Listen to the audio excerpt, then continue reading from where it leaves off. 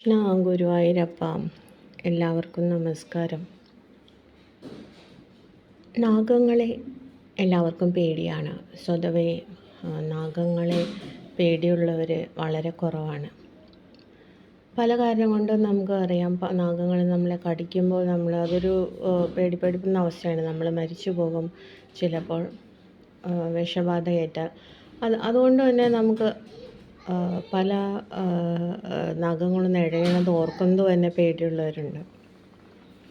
അതുപോലെ ജാതകത്തിൽ നാഗങ്ങളുടെ ദോഷമുള്ളവരുണ്ട്. സർപ്പദോഷം അതുണ്ടെന്ന് പറയും.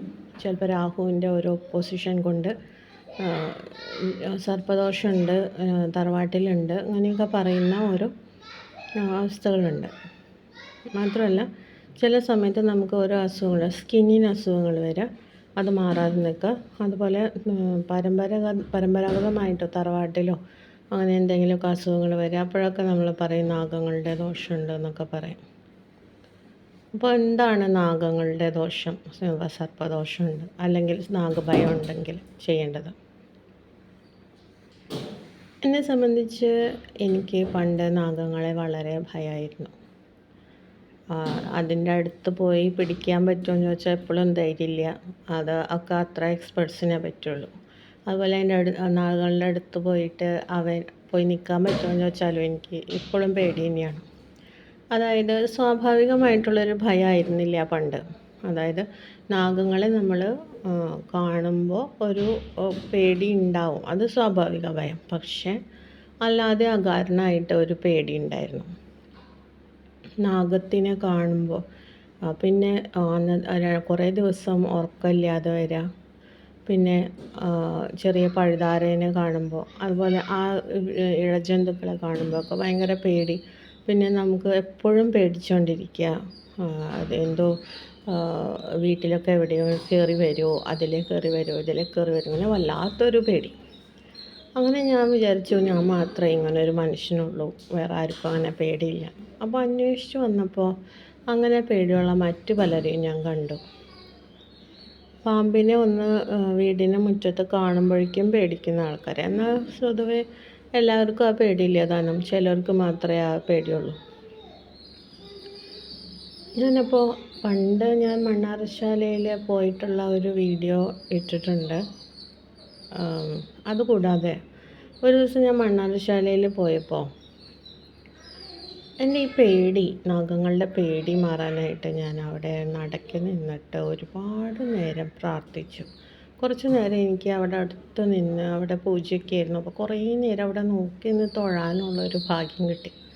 അപ്പോൾ എനിക്ക് കുറച്ച് പിന്നോട്ട് നീങ്ങിയാണെങ്കിലും ഞാൻ നന്നായി അവിടെ നിന്ന് മനസ്സൊരുക്കി നാഗദൈവങ്ങളോട് പ്രാർത്ഥിച്ചു.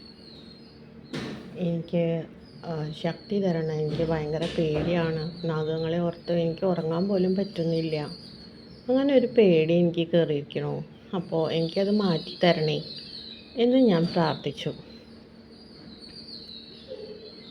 തിരിച്ചു വരുമ്പോൾ അതിന് ശേഷം എനിക്കെന്തോ ആ പേടി ഞാൻ മറന്നു.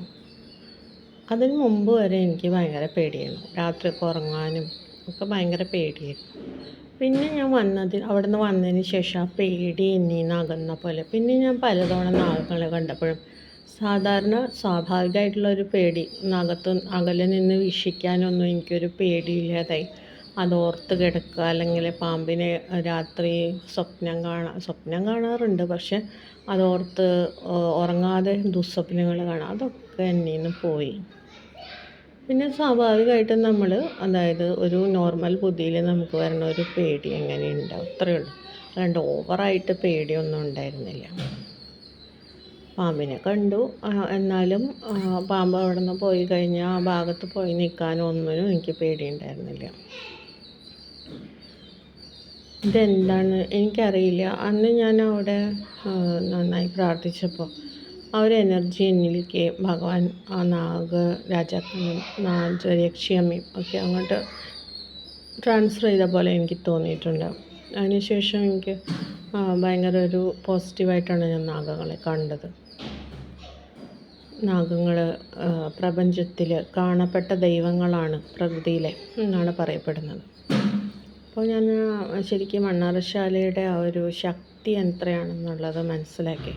പിന്നെ ഞാൻ എല്ലാ വർഷവും മണ്ണാറശാല പോയി തൊഴാറുണ്ട്. അപ്പോൾ ഏതെങ്കിലും മാസം ഞാൻ അതൊന്ന് മുടങ്ങിക്കഴിഞ്ഞാൽ, ഏതെങ്കിലും വർഷം മുടങ്ങിക്കഴിഞ്ഞാൽ അപ്പോൾ എന്തെങ്കിലും ഒരു സ്വപ്നം കാണാറുണ്ട്. പേടിപ്പിക്കുന്നതല്ല, എന്നാൽ നാഗങ്ങളൊക്കെ ഉള്ളത് വലിയ വലിയ നാഗങ്ങളെയും വലിയ വിഭാഗത്തിൽപ്പെട്ട നാഗങ്ങളെയൊക്കെ സ്വപ്നം കാണും.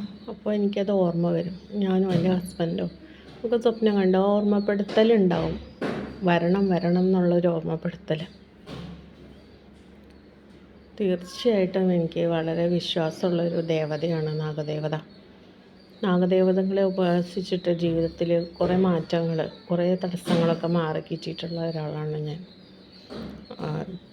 തീർച്ചയായിട്ടും നമ്മുടെ ജീവിതത്തിൽ എത്ര ബുദ്ധിമുട്ടുള്ള നാഗദോഷങ്ങളുണ്ടെങ്കിലും, നാഗത്തിനെ വെറുതെ അകാരണമായി ഭയക്കുന്നുണ്ടെങ്കിലും, അല്ലെങ്കിൽ നാഗങ്ങളുടേതായ ദോഷം കൊണ്ട് നമ്മൾ പൊറുതിമുട്ടാണെങ്കിലും ഒക്കെ മണ്ണാറശാലയിൽ വഴിപാട് ചെയ്യും, അവിടെ ചെന്ന് പ്രാർത്ഥിക്കും, പിന്നെ അവിടുത്തെ വല്യമ്മയോട് പറയുകയൊക്കെ ചെയ്താൽ അതിനൊരു സൊല്യൂഷനാവും കേട്ടോ. അപ്പോൾ എല്ലാവരും ഒന്ന് ശ്രമിച്ചു നോക്കുക. ഞാനിങ്ങനെ ചെയ്തിട്ട് അനുഭവം ഉള്ളതുകൊണ്ടാണ് പറയുന്നത്. നമ്മളിപ്പോൾ കയ്യിൽ പൈസ കൊടുത്ത് എല്ലാം തീർക്കണം എന്ന് തന്നെയില്ലേ, നമുക്ക് അവിടെ പോയി മനസ്സുരുകി പ്രാർത്ഥിക്കാൻ കഴിഞ്ഞാൽ തന്നെ അതന്നെ വലിയൊരു അനുഗ്രഹമാണ്. പിന്നെ ഞാൻ നാഗക്കളമൊക്കെ കണ്ടിട്ടുണ്ട്. അപ്പോൾ അതിലൊക്കെ എനിക്ക് ഭയങ്കര വിശ്വാസമാണ്. എല്ലാവർക്കും ആ വിശ്വാസം ഉണ്ടായിക്കൊള്ളണമെന്നില്ല.